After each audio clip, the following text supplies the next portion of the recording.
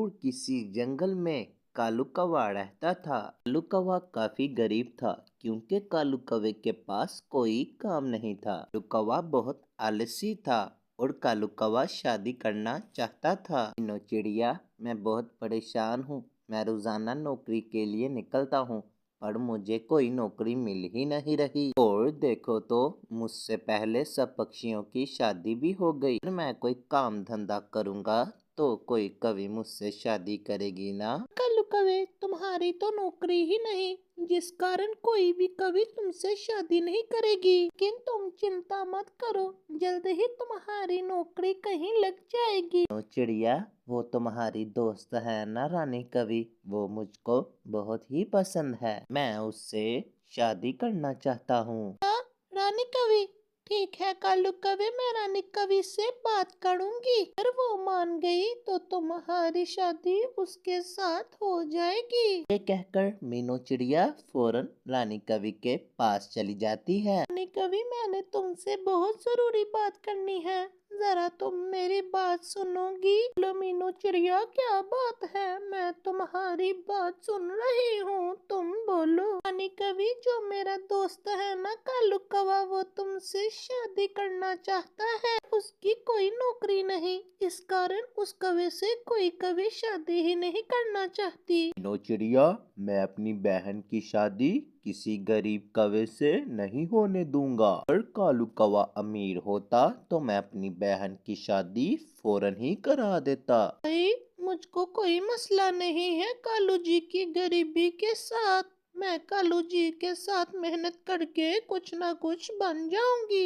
ये वाह रानी कवि, इसका मतलब तुम राजी हो? मीनू चिड़िया, मैं कालू कौवे से शादी करने के लिए तैयार हूँ। ठीक है भाई, जब मेरी बहन राजी है तो मुझको कोई मसला नहीं। फिर कालू कौवा शादी की बात सुनकर बहुत ही खुश हो जाता है। फिर कुछ दिनों बाद कालू कौवे और रानी कवि की शादी हो जाती है। रानी, वैसे तो मैं हमेशा से किसी अमीर कवि से शादी करना चाहता था कि मैं भी उससे शादी करके अमीर हो जाऊं, पर लेकिन मुझे कोई ऐसी कवि मिली ही नहीं। तुझे नौकरी में कुछ नहीं पड़ा, मैंने सोच लिया है। मैं भी आपके साथ मिलके कुछ नौकरी करूंगी। हम दोनों मिलकर काफी पैसे कमाएंगे, फिर हम अपना अच्छा सा कोई कारोबार खोल लेंगे। फिर आप देखना, एक दिन हम भी काफी अमीर हो जाएंगे। अरे रानी, नौकरी तो मेरे पास नहीं। उल्लू जी, आप परेशान क्यों होते हैं? उल्लू सेठ ने मेरी और आपकी नौकरी अपने खेतों में लगा दी है। अब से हम उल्लू सेठ के खेतों में काम करेंगे। कालू कौवा और रानी कवि मिलकर उल्लू सेठ के खेत में काम करने लगे थे। फिर कुछ महीनों बाद उनके पास काफी पैसे जमा हो जाते हैं। कालू कौवा अपना एक फलों का बाग खरीद लेता है। फिर आहिस्ता आहिस्ता कालू कौवे का एक अपना बहुत ही प्यारा खूबसूरत घर हो जाता है। अब तो कालू कौवा काफी ज्यादा अमीर हो गया था। पर अमीर होने के साथ साथ कालू कौवा लालची भी हो गया था। मैं अपनी मेहनत करके कितना अमीर हो गया हूँ। काश मैंने किसी अमीर कवि से शादी की होती तो आज मैं काफी अमीर होता। रानी कवि के इतने अच्छे होने पर भी कालू कौवा पछता रहा था कि कालू ने कवि के साथ शादी क्यों कर ली। फिर उस जंगल में एक नई और लालची कवि आ जाती है तो अपने भाई के साथ मिलके अमीर पक्षियों को लूटती थी। बबलू भैया, ये जंगल तो बहुत खूबसूरत है, हम यहाँ पर आराम से रह सकते हैं। रानी कवि और कालू कौवे को मालूम था कि इस जंगल में सबसे ज्यादा अमीर कालू कौवा है। टोनी कवि, काश कालू कौवे की शादी ना हुई होती तो मैं तुम्हारी शादी कालू कौवे के साथ करा देता। भैया, देर तो अभी भी नहीं हुई, उस अमीर कालू कौवे के साथ शादी तो मैं अब भी कर सकती हूँ, पर उसे थोड़ा सा बेवकूफ बनाना होगा हमें। सोनी कवि,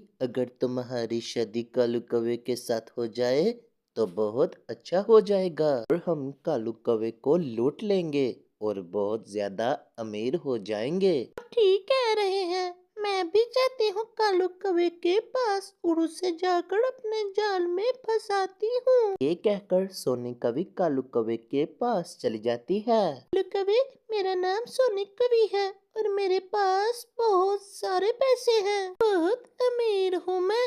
बस मैं ये चाहती हूँ कि मेरी शादी किसी अमीर कौवे से हो जाए। लेकिन एक बात करूँ मैं, आप चाहते हो तो मुझसे शादी कर सकते हो। मैं भी कितनी अमीर हूँ और मुझे आप जैसे ही किसी अमीर कौवे की तलाश थी। कौवा सोनी कवि की बातें सुनकर सोच में पड़ जाता है। ये सोनी कवि तो कितनी सुंदर है, क्यों ना मैं ये सोनी कवि के साथ शादी कर लूं। अगर मैं इसके साथ शादी कर लूंगा तो मैं और भी अमीर हो जाऊंगा। सोनी कवि, मैं तुम्हें सोच कर बताऊंगा। ये कहकर कालू कौवा अपने घर की तरफ चला जाता है। रानी कवि, एक कवि आज मेरे खेत में आई थी और बहुत ज्यादा अमीर थी। मुझे कहती है कि मुझसे शादी कर लो। मैं सोच रहा हूँ कि मैं उसके साथ शादी कर लूँ ताकि मैं और भी अमीर हो जाऊं। कालू जी, ये आप क्या कह रहे हो? मैं तो आपकी पत्नी हूँ ना। मेरे होते हुए आप दूसरी शादी कैसे कर सकते हो? रानी, मैं तुमसे इजाजत नहीं ले रहा, मैं तुमको बता रहा हूँ कि मैं अब दूसरी शादी करने वाला हूँ। कालू जी, क्या आपने दूसरी शादी कर ली ना तो मैं आपके साथ नहीं रहूंगी। आपको हमेशा हमेशा के लिए छोड़कर चली जाऊंगी। हाँ, तो तुम चली जाओ। वैसे भी तुमसे शादी करके मुझे कोई भी फायदा नहीं मिला। कालू जी, आप एक बार सोच लीजिए। मैं एक बार चली गई तो मैं कभी भी वापस नहीं आऊंगी। तुम क्या जाओगी मेरा घर छोड़ के? मैं तुम्हें खुद ही अपने घर से निकाल देता हूँ। निकलो मेरे घर से। फिर कालू कौवा रानी कवि को अपने घर से निकाल देता है और रानी कवि उदास होकर मीनू चिड़िया के पास आती है और मीनू चिड़िया को सारी बात बता देती है। अरे अरे, तुम क्या कह रही हो रानी कवि? सोनी कवि तो बहुत चालाक है। मैं उसे बहुत पहले से जानती हूँ। तुम्हें मालूम है, अमीर कौवों से शादी करके उनका पैसा और जायदाद लेकर भाग जाती है। यकीनन कालू कौवे के साथ कोई ऐसा ही करेगी वो। पर मीनू चिड़िया, कालू कौवा तो मेरी बात सुनने के लिए बिल्कुल तैयार नहीं। वो तो सोनी कवि से शादी करने के लिए बहुत खुश है। मैं सोनी कवि और उसके भाई को जानती हूँ। उन्होंने काफी सारे जंगलों में काफी अमीर पक्षियों को लूटा है। लेकिन इस बार मैं कुछ ऐसा नहीं होने दूंगी। इस बार मैं उन दोनों पक्षियों को पकड़वा कर ही रहूंगी। शादी की सारी सजावट हो गई थी। आज सोनी कवि की और कालू कौवे की शादी थी। कालू कौवा तो काफी ज्यादा खुश था।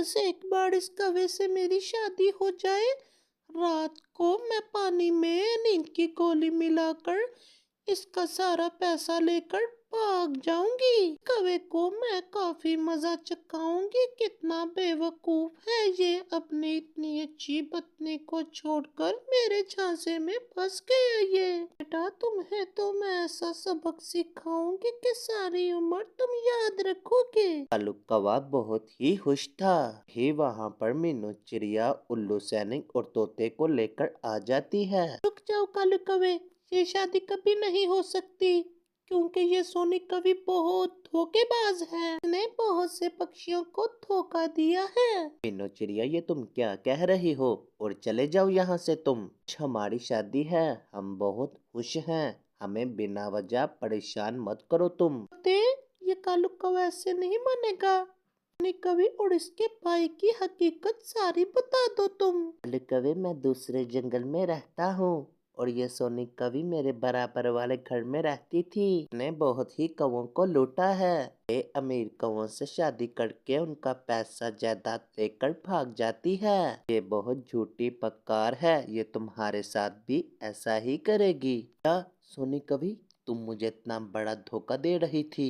मैं तो तुम्हें बहुत अच्छा समझता था। उल्लू सैनिक फौरन से इन दोनों पक्षियों को पकड़ के ले जाओ और इनको कड़ी से कड़ी सजा मिलनी चाहिए। फिर उल्लू सैनिक उन दोनों को लाकर पिंजरे में कैद कर देता है और उन दोनों को अपनी गलती की सजा मिल जाती है। रानी, तुम मुझे माफ कर दो। आज तुमने मुझे बहुत बड़ी मुसीबत से बचा लिया। मैं तुम्हारी वजह से ही इतना ज्यादा अमीर हुआ था और मैं तुम्हें ही भूल गया। मुझे माफ कर दो रानी कवि। जी, आपको आपकी गलती का एहसास हो गया, मेरे लिए इतना ही काफी है। मैंने आपको माफ किया। फिर कालू कौवा और रानी चिड़ी खुशी खुशी अपनी जिंदगी गुजारने लगते हैं। इस कहानी से हमें ये सीख मिलती है प्यारे दोस्तों कि गलत काम का गलत ही नतीजा होता है।